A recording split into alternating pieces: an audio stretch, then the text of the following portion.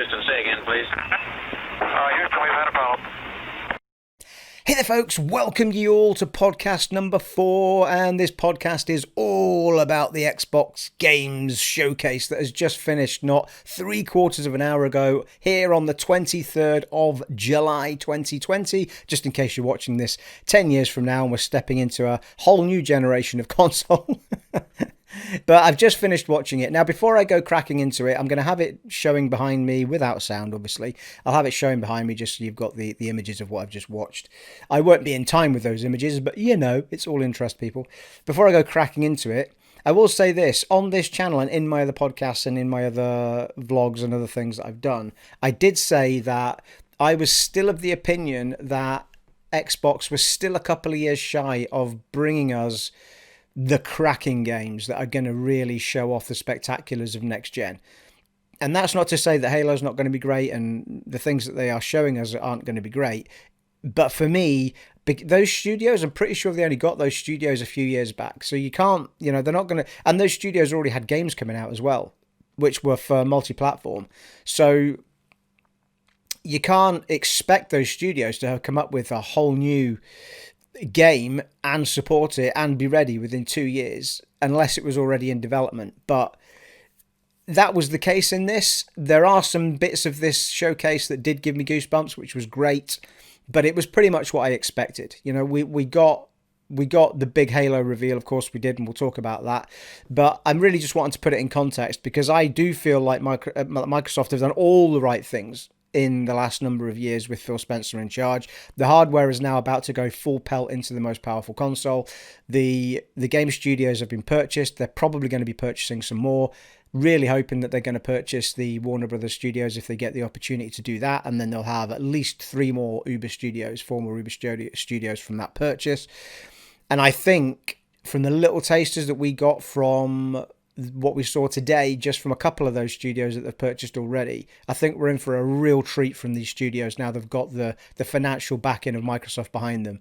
So with all of that said, let's crack into it, shall we? I mean, that's not to put a downer on it. I thought it was a good showcase. I just don't think it had as much spectacular stuff in there as I think some people were hoping for, but I don't think it's realistic. Like, I think the really spectacular stuff is going to come in 2 years' time when they're not making it for the Xbox One anymore. And not because they deliberately want to do that, but because those well, it's just because I think when you're using the Unreal Engine 5 and you want to take that leap forward, I think those studios were already finishing off the previous games anyway, and things like Halo were already going to be launched at launch date of the console. So I think they just felt, well, we might as well put it on the old consoles, otherwise we're just losing the majority of the Xboxes out there sales wise. And of course these things go on the Games Pass as well, so they all add value to the Games Pass for both generation of users.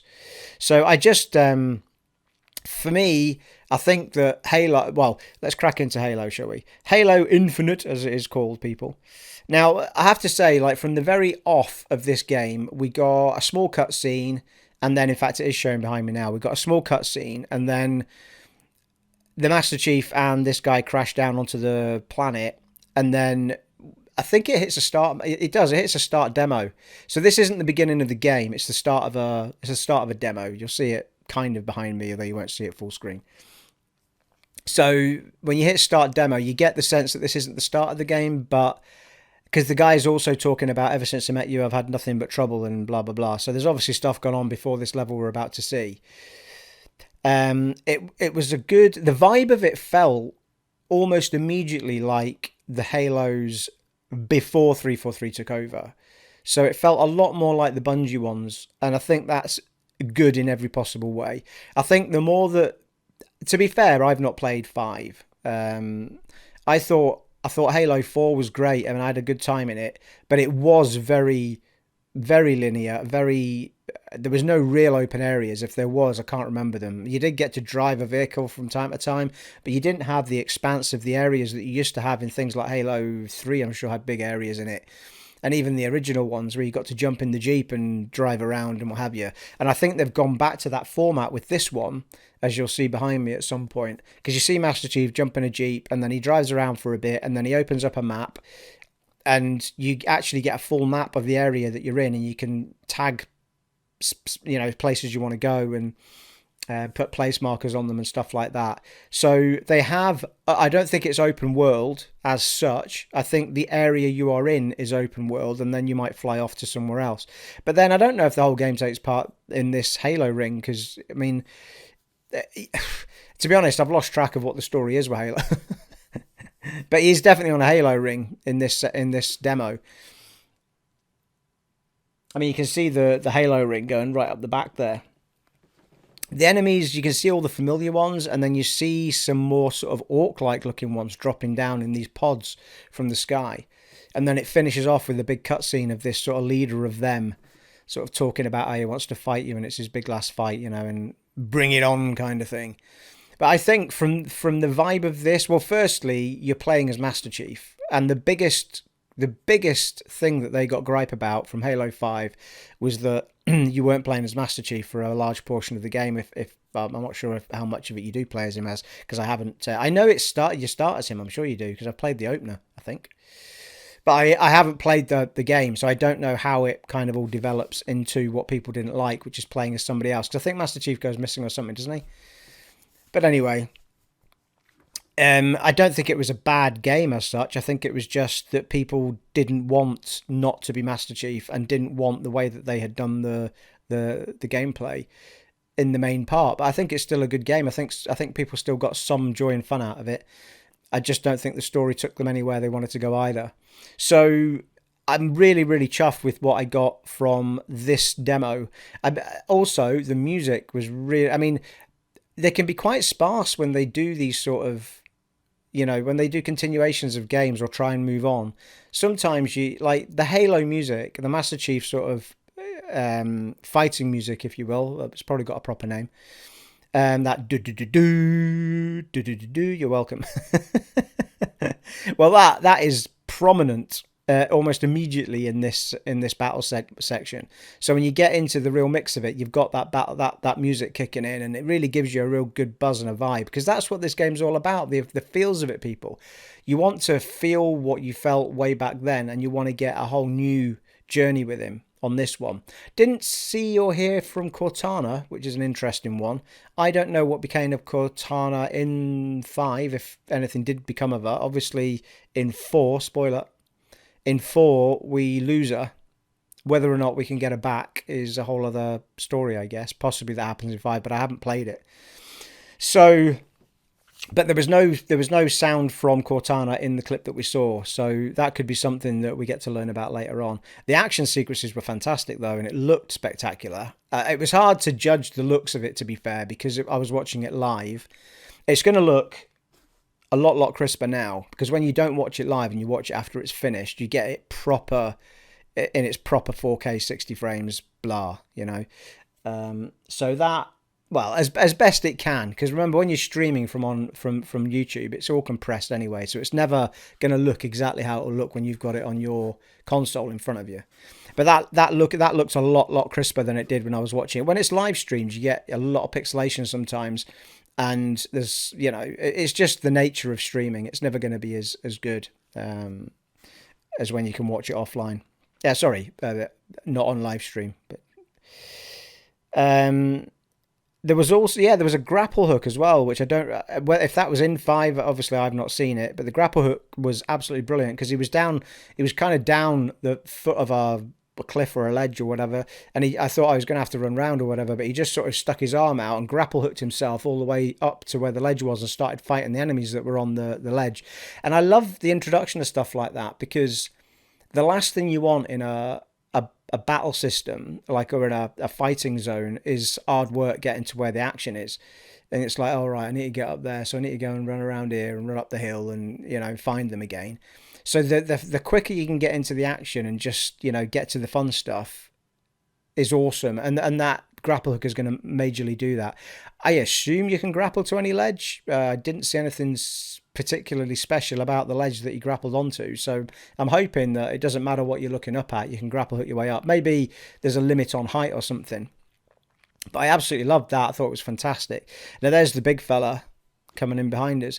It's interesting with these big enemy types. I mean, it almost reminds me of the ones from Destiny, you know, the Cabal.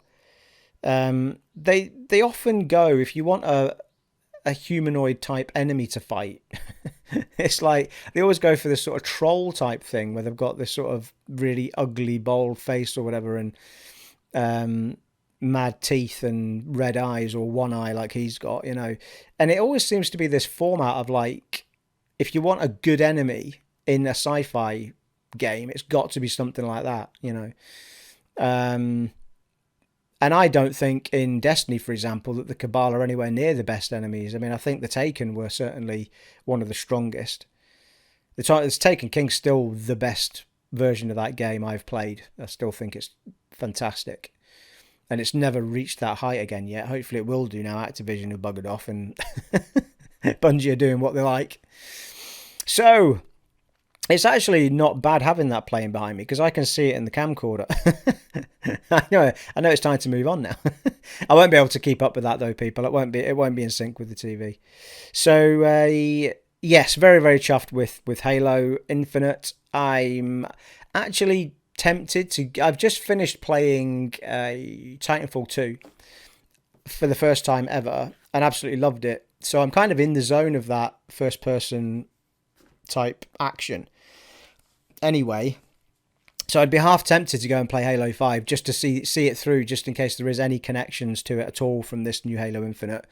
That said, I've got Ghost of Tsushima to play and I've only played 3 hours of it so far, so I need to get firing into that. But before I get to play Halo Infinite, I will make an effort to play Halo 5 faux show, just to see it through for story. So the next thing we saw was the next thing that popped out as relevant. Oh yeah, the reason it's not popped up yet is because the guy behind me is talking about Halo still. So I won't try and keep up with that. So the next thing we're going to see is State of Decay 3. Now it came up because I was interested when it first came up because I thought it was a woman sat in a forest, sort of snowy forest, sort of out camping is all it looked like, sort of holding a knife or what have you. Oh, in fact, it's there now. That was good timing, wasn't it? And she's just sort of chipping away. And then I thought, this looks a bit Tomb Raider-ish. And then when she stood up, I thought, well, it's not Lara Croft. And then at that point, I thought, no, well, it's definitely not Tomb Raider. And then there's a wolf in the background, and she screams the wolf away. And then I thought maybe it's one of those survival games, you know, like you're out hunting and you've got to survive the forest and eat food. And and I thought, oh dear. But as it goes on, she goes into hunter mode. I'm still thinking maybe it's a hunter survival game. But in the back of my mind, I thought it'd be an odd one to show off immediately after Halo, if that was the case. And then I started to get sort of Walking Dead / The Last of Us type vibes. And sure enough, that's in the end what this turns out to be, which is State of Decay 3. Because she finally hunts the wolf down, but then, as you'll see in a minute, the wolf is kind of getting chomped on by something else. And it's an infected people. Well, it's a zombie deer or something. I can't remember what it was now. I guess we'll find out in this clip. But yeah, it's some kind of zombie deer, I think. The deer eating the wolf. I think it was the irony of it, really. And then it popped. But this kind of imagery, we didn't get that kind of imagery with the first 2 State of Decays. And what I'm really, really, really hoping is that State of Decay's taken a gigantic leap forward and try to match the sort of graphical fidelity and gameplay of something like The Last of Us, or even Days Gone, something like that, where it's much, much more realistic. The other two, I've played the opener to the second State of Decay, and I've played a fair chunk of State of Decay 1. And both of those, I didn't feel with State of Decay 2 that had come on that far, to be honest with you. It looked visually almost the same, felt like the same game when I was playing it. It'd be really nice to see, because it's a great franchise for Xbox to be taking forward as one of their really top titles if they can get it to take that big jump into a AAA title, because State of Decay 1 and 2 is not a AAA title for me. But that looked really, really good. Phil Spencer came on, give us a little bit of a chit chat. There he is. And he was basically saying that we've got loads of stuff to show off. We're going to be showing 9 of our 15 studios off this evening, which they did. So of those 15, we didn't see anything from the Coalition, not a surprise. We didn't see anything from the Initiative, not a surprise, because they said there wouldn't be. And that's 2 of their biggest studios, one of which makes Gears of War, and the Initiative, which we don't know what they're making yet, but it's going to be a quadruple A, people, eh? What does that mean? Quadruple A title. And we didn't see them. That's absolutely correct. And he then kicked into Forza Motorsport. I've never been big on the racing games, but I do know that Forza took over Gran Turismo quite a long time ago as the sort of top racing game, because Gran Turismo was the daddy for so many years. But I think at some point they just stopped with Gran Turismo. I think they are bringing it back for PS5 because it was in their showcase. So I think they'll have more of a battle on their hands for the racing game. But all the Forza games get really, really good praise. And they haven't had really top-notch competition to the same level for quite a while. So hopefully Gran Turismo will give them a bit of a run for the money and keep both of them trying to do their best with them. I can pick up a racing game and have a decent enough time with it, but I can't spend that long with them. I get a bit bored. But I can get why it's a buzz for some people. It's the same reason I don't watch the Grand Prix and stuff. Just racing isn't my thing, you know. It's not my bag, baby. You know, give me some form of third person action or something any day. But it does look fantastic. Actually, Forza Horizon's probably more up my street, where you kind of, you know, a bit more rally type thing and through the streets and all that sort of stuff. So, you know, but I've never purchased one, not knowingly. We then moved on to Everwild from Rare Studio, and we've seen a bit of Everwild before, and I'm still not sure what it is. I'm still not sure if it's an RPG or I feel like it's going to be an RPG, an open world type thing. The woman in it seems to have a real connection with the land, and she has some sort of staff that she was whisking around and making things grow and doing all sorts of stuff. And yeah, I mean, I could do with doing a bit more homework on this game. I mean, it is beautiful to look at. The artwork in it is absolutely spectacular. The creatures look amazing. I mean, now that I'm seeing it off stream while I'm watching it with you guys, it just looks amazing. And the creatures aren't like, they're all sort of mystical creatures. Like I'm not overly sure what they all are. You know, it's not like you're just seeing rabbits and deers walking about. You know, you're talking about really fascinating characters and creatures on screen in this beautiful world that they've created. It's just beautiful artistry in there. But it would be nice. It would be nice if it was, I'm going to stop talking and just watch it with you. But it would be nice to find out a bit more of what it is. I mean, to be fair, the woman, I'm not sure if she was head of the studio, but she was part of the studio, comes on and talks about it and thanks everybody for all the support and stuff with the game while it's in development. And she may well have said a bit more than I've cottoned on to, because I was trying to take notes and chat to my son Aaron at the same time on text, saying, what's this, what's that? So it's always a bit frantic for me watching these things, because I'm trying to take notes to do podcasts, and I'm trying to speak to my son at the same time and get his opinion and stuff. So, yeah.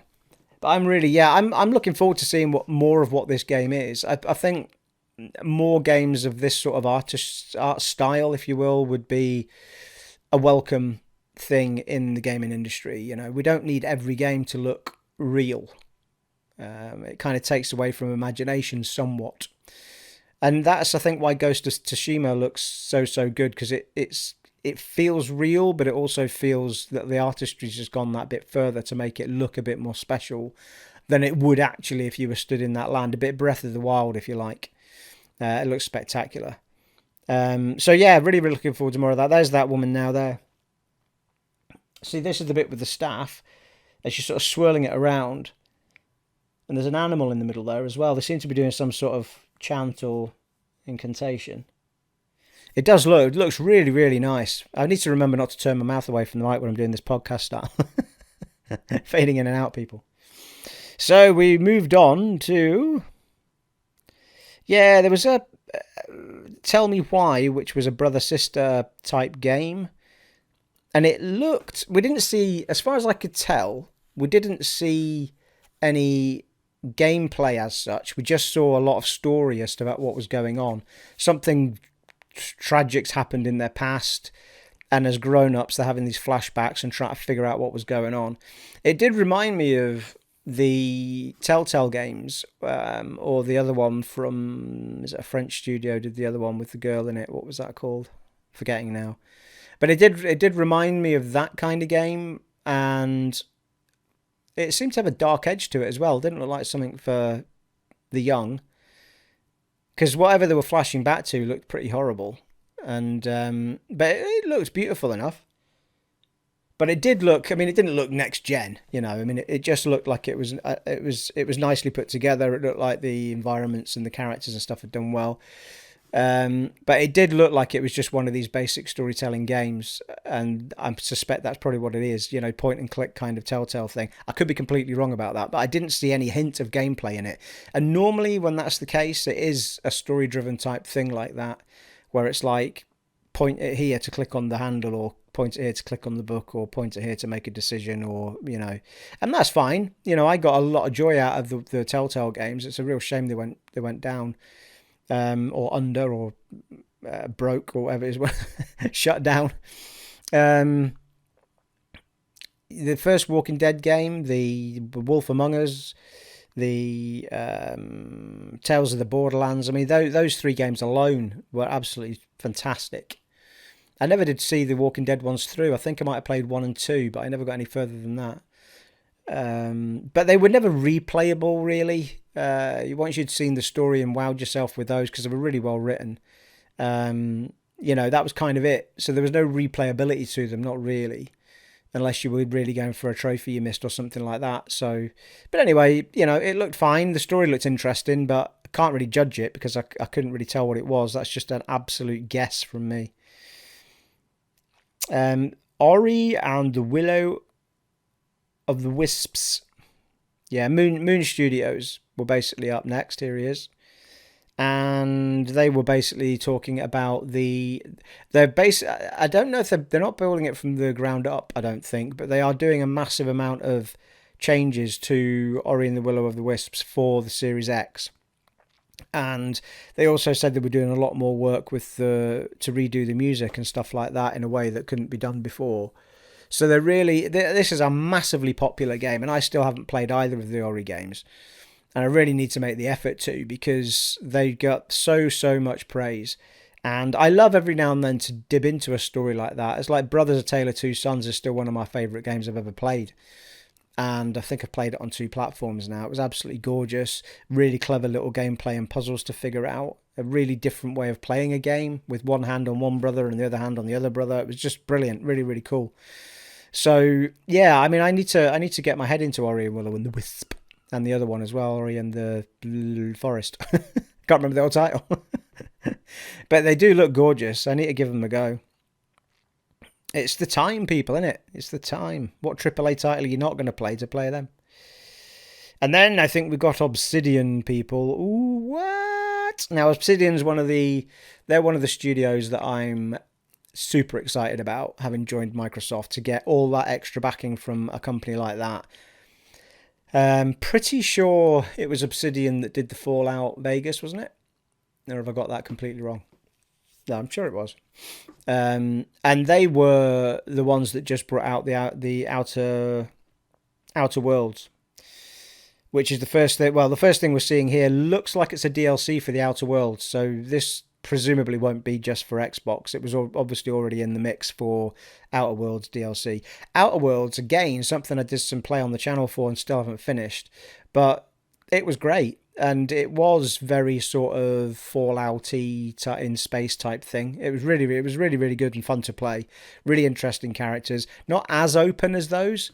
But I think that will change. I think their games will get more open now that they've got the bigger monies behind them, and they'll be able to take on more people to do more work in their worlds and stuff. I think the Outer Worlds is a cracking game. So I was expecting something to touch on the Outer Worlds, and of course it was this, and it's called the Outer Worlds. Where's my notes, Stephen? The Outer Worlds, Gorgon, Peril of Gorgon. There you go. Peril on Gorgon, I should say. Sorry, can't read, people. I'm too old. Need glasses. And it looked like more of the same, to be fair to it, which isn't a bad thing. It then moved on to, and this is all Obsidian. It then moved on to what you're seeing now, which is, it was like Honey, I Shrunk the Kids. The trailer for this was hilarious because the guy doing the talkover was so funny, and you could tell almost immediately that you're tiny in this grass, and Honey, I Shrunk the Kids just sort of sprung to my mind immediately. So they've made this game. It had all sorts of type of gameplay in it. At one point I thought, all right, it's third person. Then I thought, oh no, it's not. It's first person.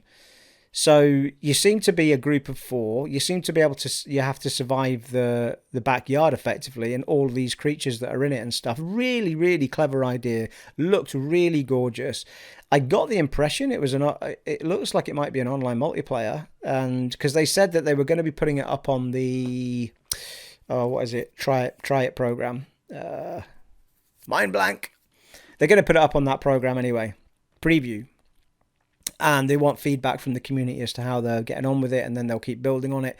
And that feels to me like it sounds like it's going to be a co-op type thing that you play online. Certainly looked that way when I was watching it as well. And it was called Grounded. There you are. And that look, yeah, I was very, very impressed with that. And we then got a bit of, here we go. This is the chap from Obsidian, one of the heads. Studio head Obsidian. There you go. And he talked us through the outer Worlds and how well it's done, and their concepts and thoughts for Grounded, which we just saw. And that was when he talked about the preview and giving all our feedback and all that sort of stuff. And he finished on a real, like, this was now we're about to come up to one of the moments that gave me goosebumps. And for me, Obsidian are always going to be big RPG people, right? So I was kind of like, ooh, much as though I loved what they'd just shown, I was like, there's got to be something big coming from them. And sure enough, world premiere. This clip we're about to see is a whole new AAA RPG that they are working on. And it looks like it's set in the medieval times, which is pretty much what you want from an RPG. And honestly, you saw the castle walls, you saw the battlements, you saw, flaming arrows flying through the air and hitting, I think it's like a skeleton type creature at the bottom, as we're seeing now. And it just followed that. I mean, the world looked absolutely gorgeous and spectacular. And I just immediately was like, oh dear God, please let this be like super good looking and look like it's getting the money pushed behind it. And for me, I feel like this game is going to be a couple of years off yet, at least. But you'll see it goes into first person mode as it's just about to do. There you go. Sword comes out, and then woo, magics with the other hands, people. I got real sort of Skyrim-y sort of any Elder Scrolls basically. I got a real vibe of Elder Scrolls from that. Just the sort of magics are going to be there, the sword's going to be there, and you're going to be warring your way through this land. Avowed, it is called, people. Avowed. I did have that written down. I didn't look at the screen. Didn't need to look at the screen, but people, I got goosebumps from that. But I honestly, genuinely think that's at least a few years off, and it did look like it was for next gen rather than this gen. It didn't really say one way or the other, I don't think. But it does look spectacular. I could be wrong, but maybe it was something they already had in development, and it just happens that it's going to be Microsoft only now. But I feel like that's a game that's getting done. Because no, in fact he did. He said when he came on to the thing, he was talking about it. He said when we took them on, they said that what they really wanted to do was an epic RPG, full on AAA RPG, and they said do it, go for it, and they just let them run wild with this. So without any doubt, you're probably looking at maybe 2 years at most development in that. Maybe a bit less, depending on how many people they had finishing off, sort of supporting, well, and still doing the DLC for the Outer Worlds. So, I feel like in 2 years' time, the Series X is going to come into its own because they'll have so many good games coming from these new studios. And I've got all excited, people. I've lost where I was. Yeah, so we rattled through now a bunch of sort of smaller things, if you will, or things that, well, until the end. There's a couple of ones in there that were of real interest. I'll rattle through them, okay? So we're not gonna be in line with this, what's happening behind me on the screen now, but we got an As Dusk Falls, which was weird because it was this story on, and it was just like still images all the way through the trailer. Like, we didn't see any gameplay, we didn't see anything being clicked on, we didn't see anything that would suggest what sort of a game that would be. And you'll probably see them pop up behind me at some point soon. But yeah, it was these, and they were. Oh, well, I suppose, hang on a minute, there is some driving there. I might have missed a trick. Yeah, so it may be the art style that's caught me out. Because they're still, but things are kind of moving in that 3D fashion. Oh, it's an interactive drama, there we go. So that looks like it's going to be the same sort of thing as The Walking Dead.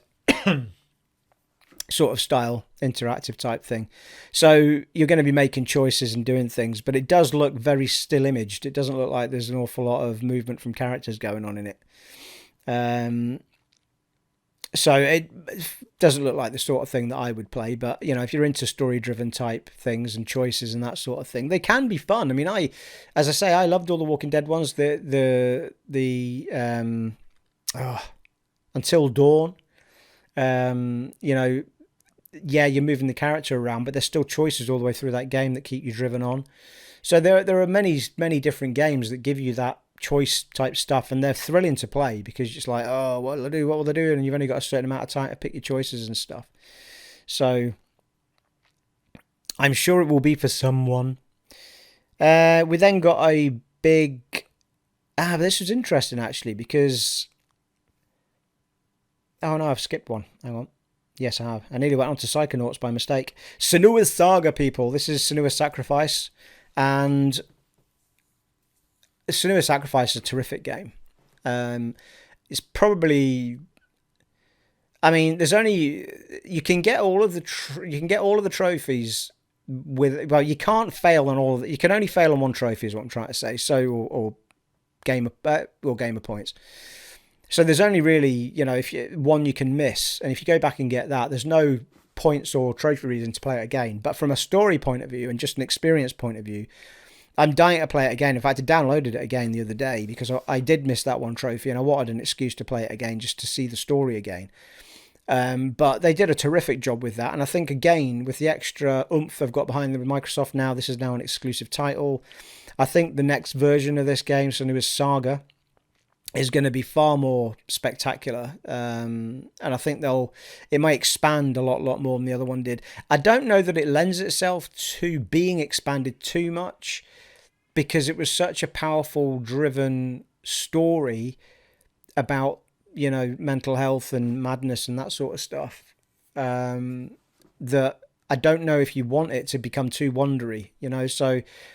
But I'm going to be very excited to see what they do after Sanua's Saga as well, because they are a terrific studio. Pretty sure. I'm going to forget the name of it now. What was it called? Enslaved. I'm pretty sure they were the studio that did Enslaved, weren't they?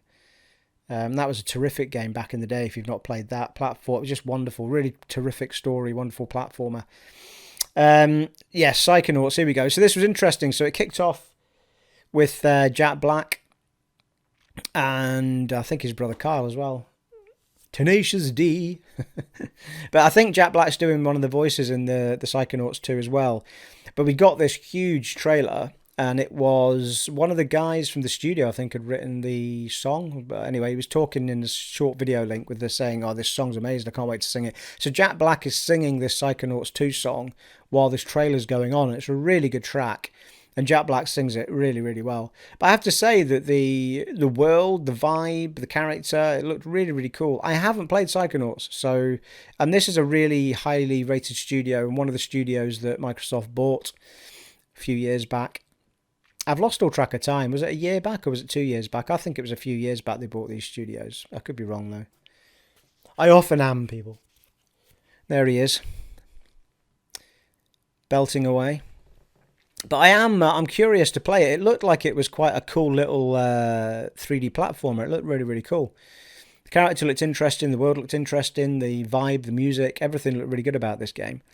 And I can't say whether it's bigger, better, or indifferent from the Psychonauts 1 because I haven't experienced it or played it on any console. It's got a unique style though, you know, like it's going to be interesting to see how far Microsoft want to push these studios so far as, and I don't mean push in a bad way, I mean ask them and say, look, do you want to continue to make this level of game or do you want us to provide you with more backing so you can get more staff and make a much, you know, a completely different version of this game that's more AAA, or do you want to stay in this category of game?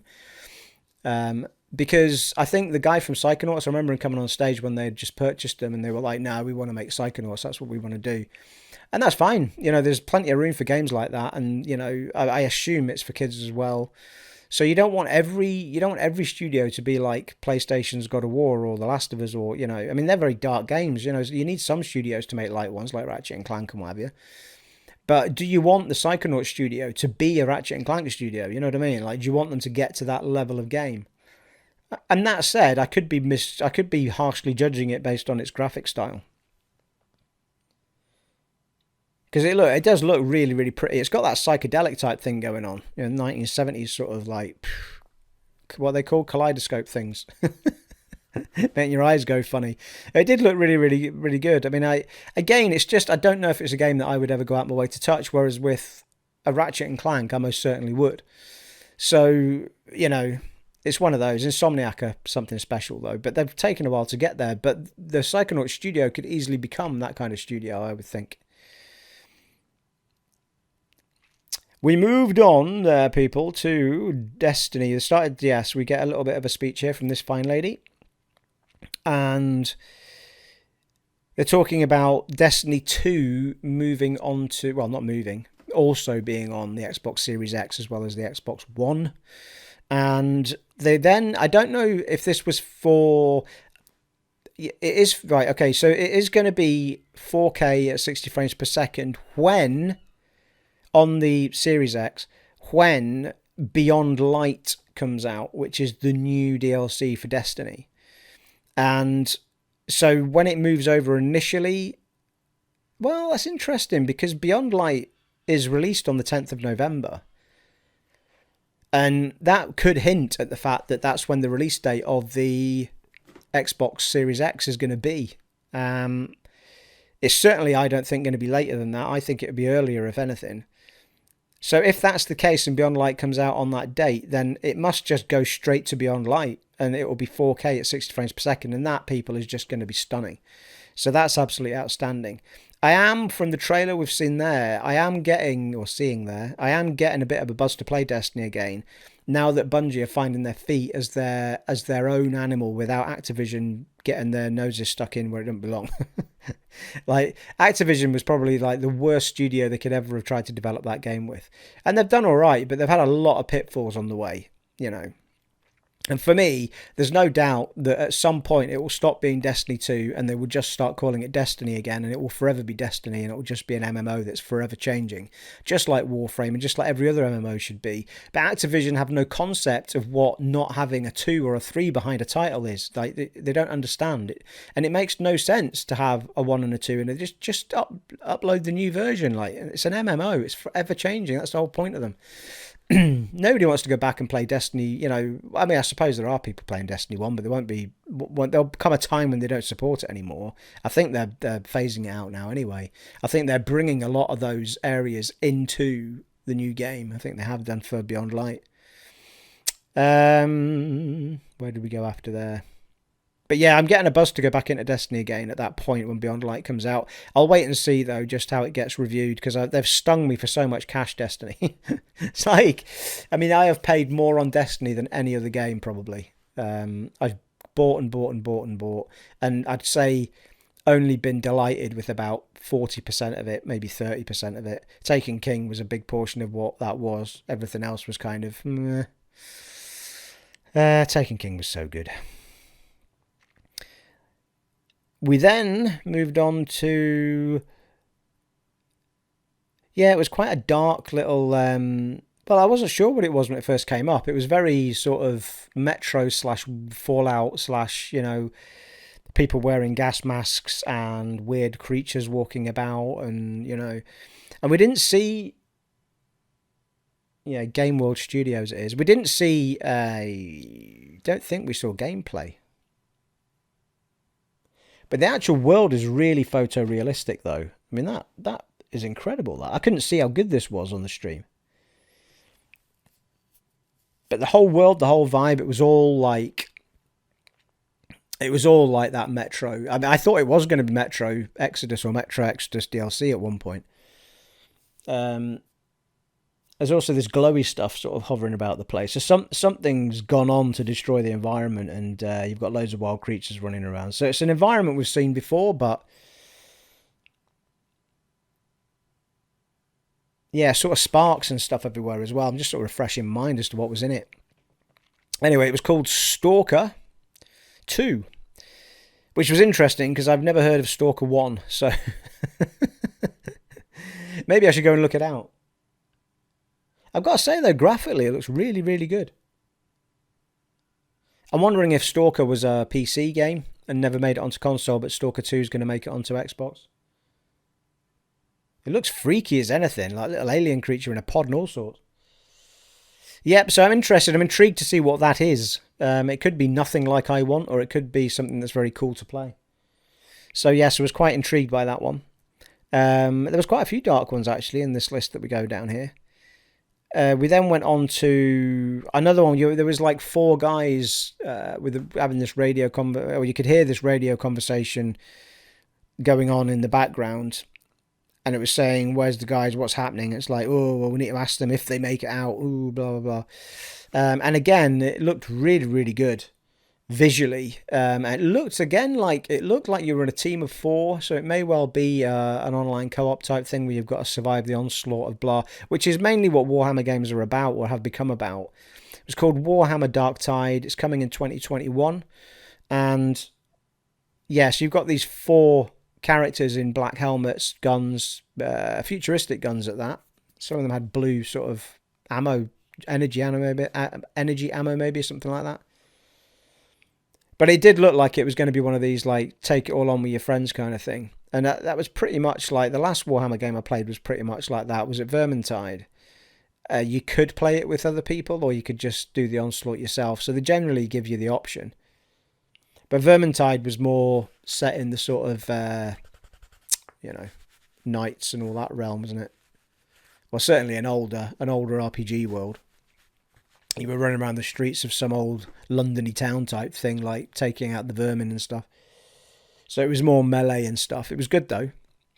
But it was definitely online and co-op. Well, we went from that into this sort of all these faces appearing on screen, like Aaron, my son was joking, like, "Oh, it's a Watch Other People gaming app." Which is what it looked like. I joked that it was Goggle Xbox. It's just loads of people like just sitting there with the controllers, and the camera was just watching them play. And in the end, what it turned out to be was Tetris Effect connected, which is, now you might think that's a bit of an odd thing to show off on a showcase, but if I remember rightly, Tetris as a game is possibly the best-selling game of all time. I remember seeing some weird stat about it, and I think it might be the biggest selling game of all time, Tetris. Between every platform you can play it on, including mobile, including PC, including now consoles and everything else, Tetris has been everywhere. And it's such a simple concept. And Tetris, Well, I think this is already on PlayStation, if I remember rightly. But Tetris Effect Connected is coming to the Xbox. And clearly I've never played it, so I don't know, but I suspect the whole purpose of this is to say that somehow you're playing it connected to other people. That would be the connected part, people. So that was that. Tetris is what it is, make the things slot into the right holes before whatever happens. It's a bit of a strange one, but I get it. It's a very, very popular game. There was a cool game after that, very cool game, in fact, which it had, I think it starts with a flying in space. It's not come up on the screen yet, but I think there's a ship flying in space, and they have to land on this planet and stuff. And then this little character ends up on the planet surface, and she's got this sort of arm that's almost like a Hoover, if you like, a leaf blower, but doing the opposite direction. And she sees this sort of gunky stuff, or like this sort of moving liquid fluid type stuff, if you will. It's not liquid fluid. What's the word I'm looking for, people? Anyway, you'll see it in a second. But it's sort of like gunky oil stuff, moving around, making shapes and stuff. It's obviously a darkness of some kind. So she's hoovering all that up to make pathways for herself. Whether or not she was spraying it back out again to do other things with, I've got no idea. But every time that stuff appeared, she was trying to get rid of it. But I have to say, the environments look really, really nice. It reminded me a lot of what's the space one? The Space One people from the they were PlayStation, and then went. It's on Xbox now as well. My God, my brain is blanking out tonight, people. But anyway, you'll know the one I mean. The whole art style of it reminded me of that. No Man's Sky. It reminded me of No Man's Sky. Not in what it was doing, but just in its art style. But it does look really, really nice. And there's all this there's big machines and stuff as well. The Gunk, it's called, which would explain why she's hoovering up all the gunk.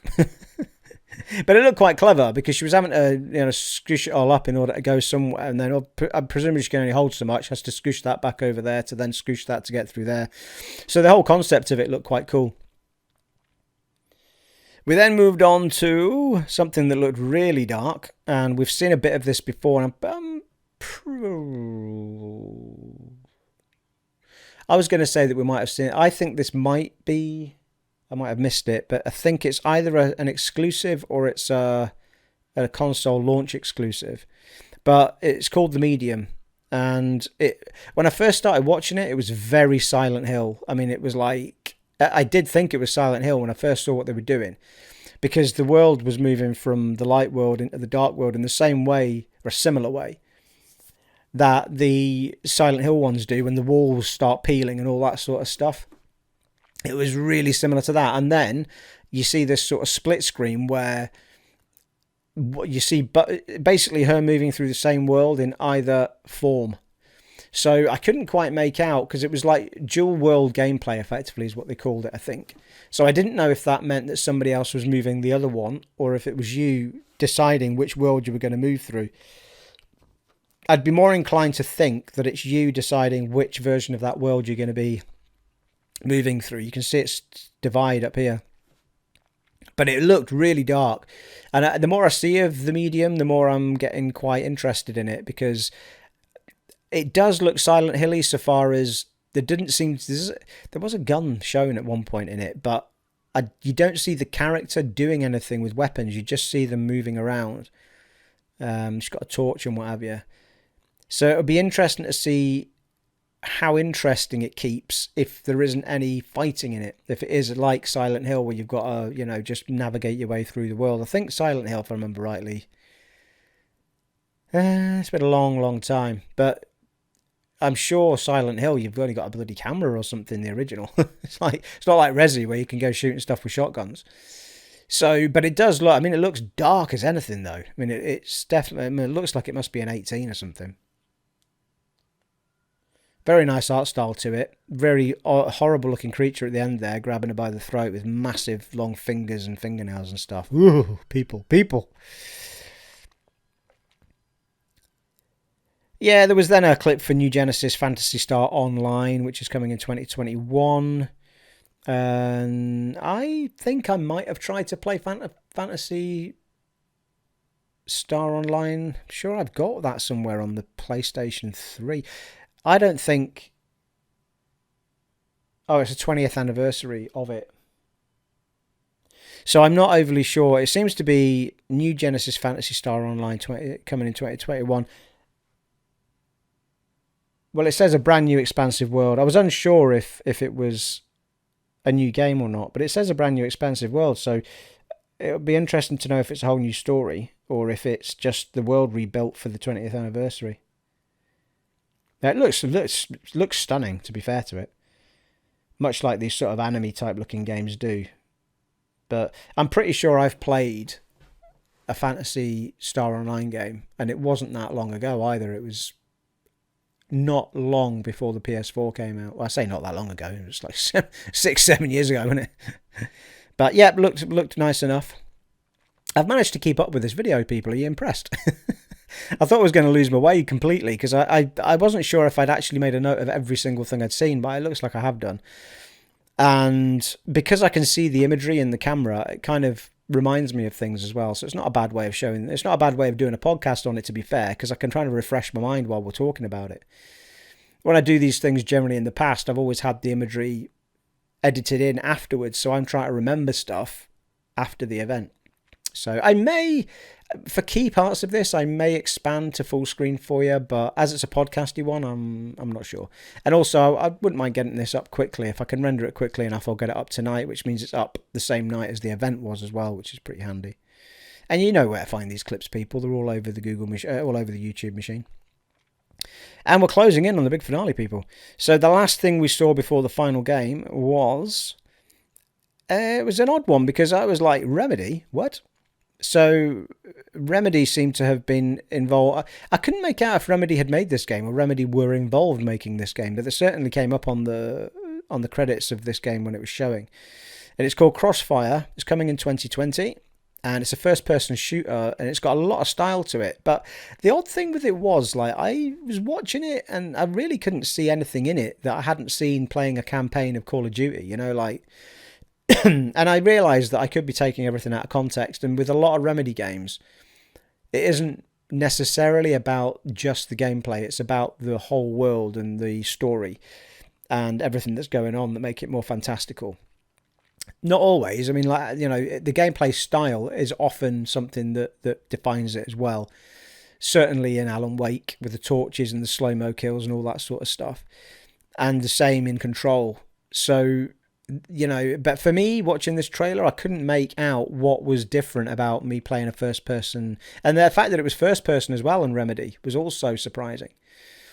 So I'm not sure what to make of it, to be honest with you.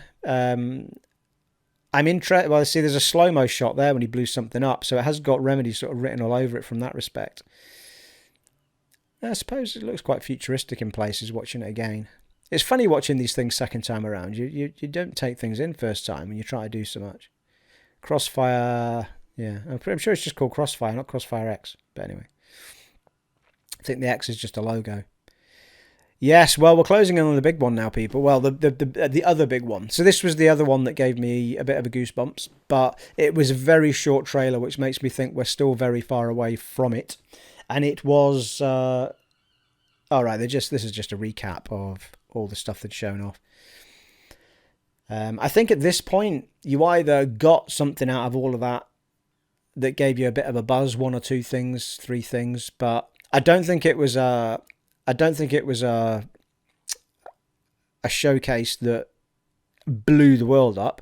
I think it was more than enough to sell the Series X as, you know, I mean, I'm saying that I think they could have done a bit more in that to let you know what the huge benefits were of playing it on the Series X, as opposed to, because all of these games will play on the One.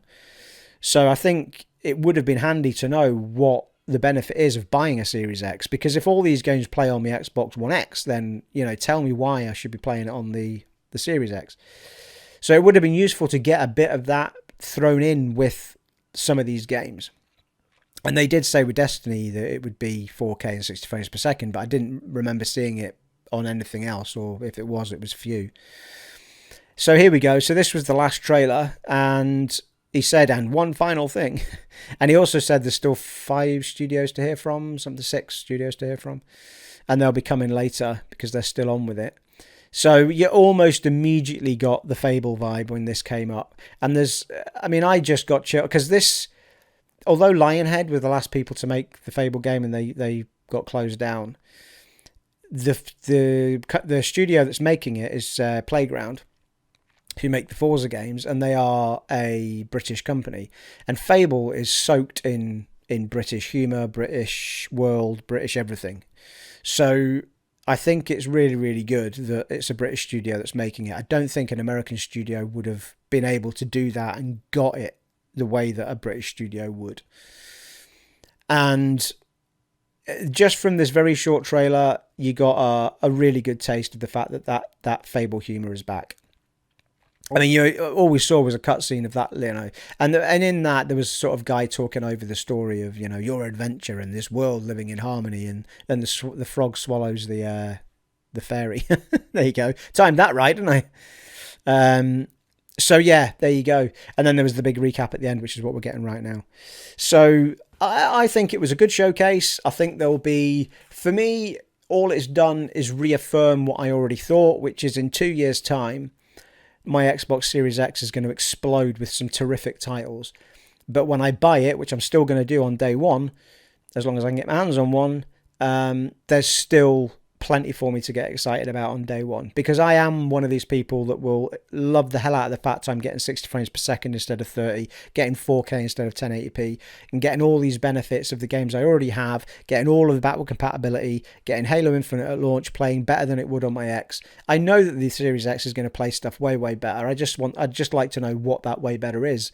But I think in the main part, it will be faster loading screens. It will be, 4K, 60 frames to 128 frames per second, and so on and so forth. So there you are, folks. I hope that has caught you up with everything that happened tonight on the Xbox Game Showcase.